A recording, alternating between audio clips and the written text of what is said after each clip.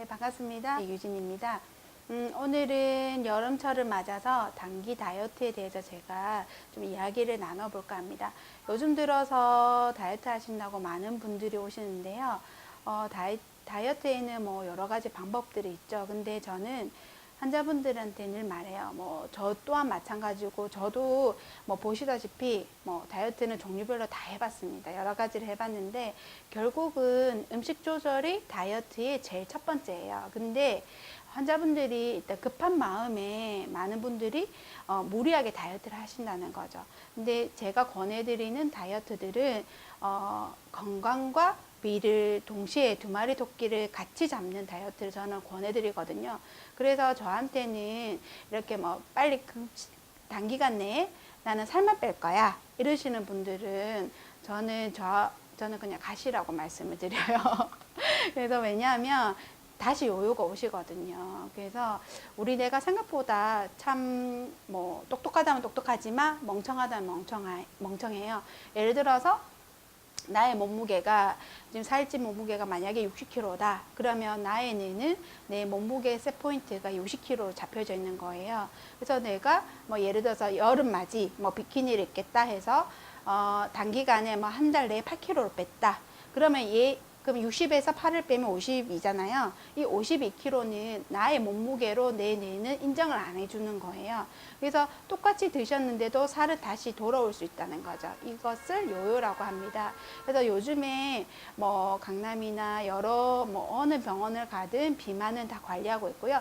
내과 의사 입장에서는 비만은 질병이에요. 비만이 있으시면 결국은 대사질환, 그러니까 예를 들면 뭐 혈압, 당뇨, 고지혈, 지방간 이런 것들이 문제가 생기고 그다음에 혈관 문제가 생기고 그래서 뭐 뇌졸중이라든지 심근경색 이런 걸로 급사를 할 수도 있고 결국에는 또 이제 비만인 분들은 유방암이라든지 전리선암, 대장암들이 비만하지 않는 분들에 비해서 유의적으로 높게 나타나거든요. 그러니까 암도 잘 발생한다는 거죠.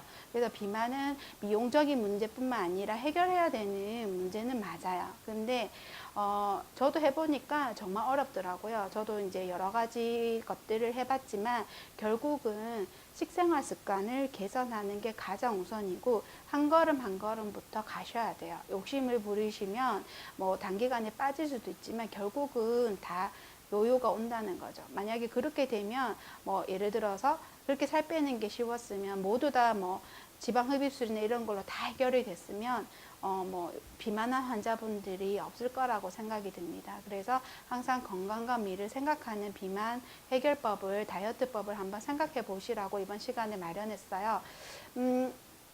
뭐 오늘은 비만에 대해서 다이어트에 대해서 할 말이 정말 많은데요. 몇 가지만 제가 오늘은 조금 단축해서 말씀을 드려볼게요. 어쨌든 다이어트의 제일 첫 번째는 다이어트 성공의 90% 이상은 음식 조절이에요. 그래서 제일 먼저 생각하는 게 위에 들어가는 음식량을 줄이는 것부터 생각을 하는 거죠. 그래서 뭐 식욕 억제제라든지 아니면 요즘에는 식욕 억제하는 주사도 나왔어요. 그런 식으로 이제 식욕 억제를 하고요. 두 번째는 이제 뭐 예를 들어서 위밴드라든지 부분 위절제술이라든지 위풍선이라든지 이런 시술도 하는 거죠. 얼마 전에 이제 뭐 불미스러운 사건이었지만 이제 신해철 사건 같은 경우는 위밴드를 했는데 이제 거기서 문제가 생긴 거죠. 실제로 저 같은 경우에도 환자분이 한 분 오셨었어요. 젊은 여성분인데 체중이 한 80kg 정도? 근데 이제 위밴드 시술을 하시고 나서 한 20kg 감량이 되셨는데 다시 요요는 오셨어요. 근데 저한테 온 이유는 다이어트 때문이 아니라 명치부 통증, 그 다음에 이제 등 쪽으로 이제 브래지어 라인 쪽으로 통증이 있고 계속 속이 쓰리고 아프고 소화가 안 된다 하셔서 내시경하러 오셨어요. 그래서 내시경을 들어갔는데 실제로 위 밴드가 이렇게 위를 파고드는, 그러니까 다행스럽게 뭐 천공이 일어나진 않았지만 위 밴드가 위의 근육을 뚫고 들어와서 이렇게 차츰차츰 이제 이렇게 살을 뚫고 들어오는 모습이 보여서 위 밴드 제거하러 제가 이제 원래 시술했던 병원에 보내드렸거든요. 그래서 그런 경험이 있고 뭐든지 그렇게 이제 하시면 이제 부작용이 있으니까 잘 알아보시고 하시는 게 중요할 것 같아요. 그리고 제 이제 의사 후배인데 남자아이예요. 이 친구 같은 경우에는 남자 아이는 아니겠네요. 선생님이시고.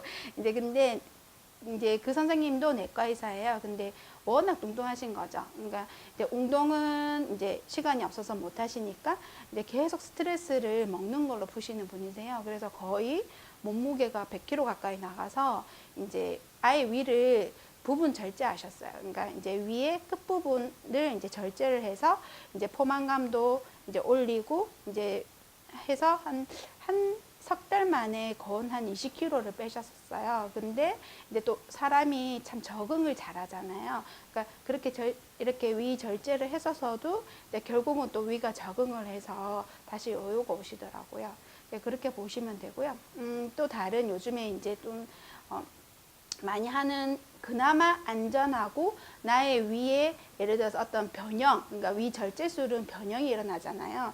그 밴드술 같은 경우는 이제 뭐 어떤 부작용이 있는데 우리가 큰 부작용이 없는 시술 중에 하나가 위풍선이라고 있어요. 위 내에 이제 우리가 볼륨으로 치면 500에서 한 600cc까지 위풍선을 삽입해서 포만감을 늘리고 위가 늘어나면서 뇌에 신호를 보내는 거죠. 나 지금 배부르다고. 그러면서 이제 이제 먹는 양을 줄임으로써 이제 그 연구상에는 이제 6개월 동안 이제 내식 위 풍선을 위에 넣고 있으면 한 평균 한 18kg 정도 이제 살이 빠진다라고 보고가 되고 있어요.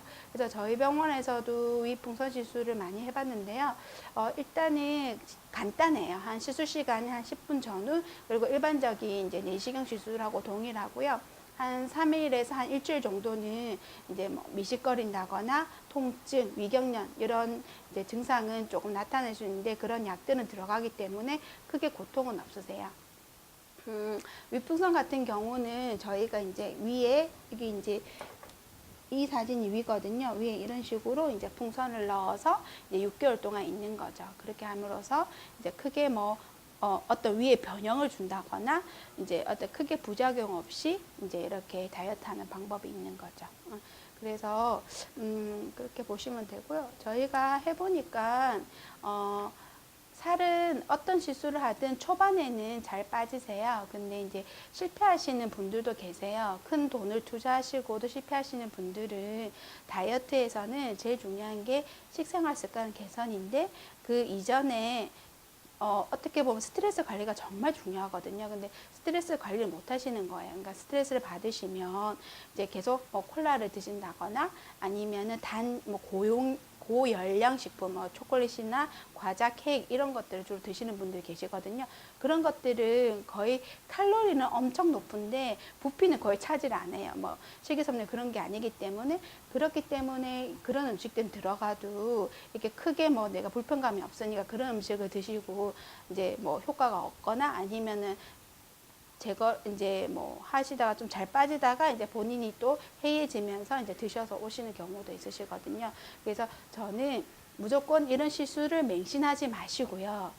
이런 시술은 만약에 본인이 내가 정말 다이어트 결심이 서고 건강을 위해서 내가 투자할 생각이 있으시면 뭐 엔드볼이라든지 위밴드라든지 수술이라든지 이런 거는 각각의 장단점에 대해서 여러분들께서 확실히 알아보시고 한번 이제 뭐 시술을 하시면 하시는데 제일 중요한 거는 내가 이 김에 이제 식생활 습관을 바꾼다는 거죠. 그게 우선이 안 되면 아무리 뭐 지방 흡입을 한다 뭘 해도 소용이 없는 거죠. 결국은 돈을 쓰고 돈은 돈대로 쓰고 몸은 몸대로 이제 뭐 이렇게 안 좋아지면서 이제 살은 안 빠지고 오히려 더 찌는 경우가 더 많거든요. 그래서 식생활 습관을 개선하셔야 돼요.